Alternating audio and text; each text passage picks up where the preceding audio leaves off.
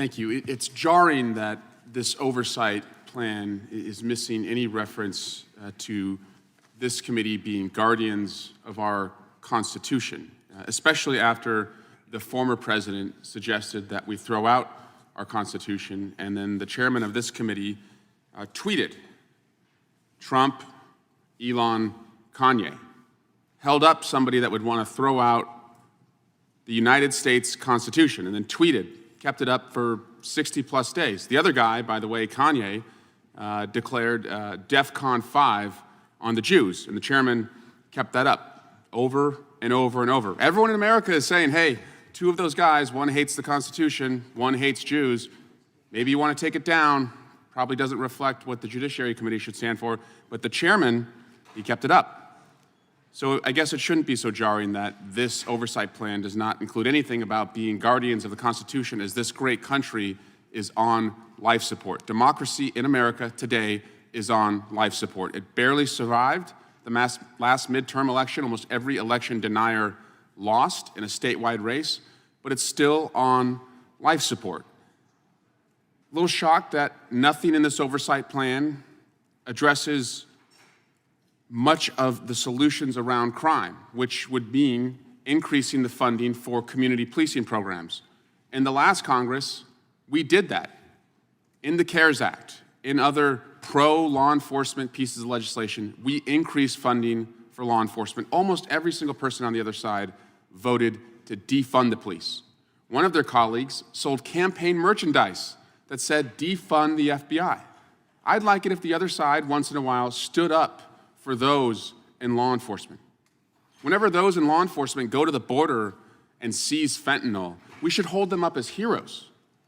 They took hundreds, thousands of pounds of fentanyl and prevented them from coming into America, but instead, to own the libs, they used that to justify the quote-unquote Biden border crisis. Where I come from, when you catch the bad guy, you celebrate the people who caught the bad guy.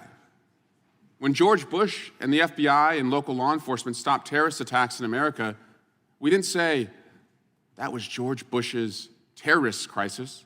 No, we said, we caught the bad guys, but they can't do that.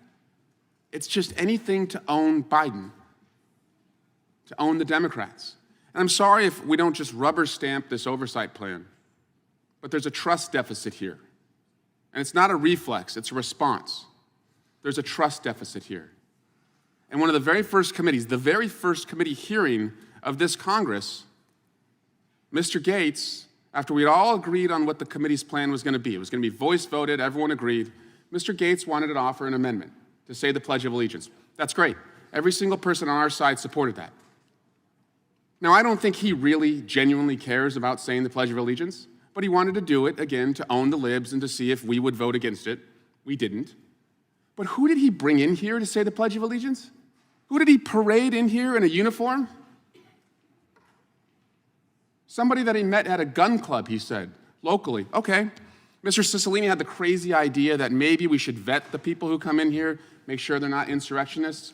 Mr. McClintock, I am not kidding you. Mr. McClintock said, well, it's not like we're going to invite somebody who committed murder. No, he literally said that. It's not like we're going to invite somebody who committed murder. Okay, well, who did Mr. Gates bring? He brought Corey Beekman.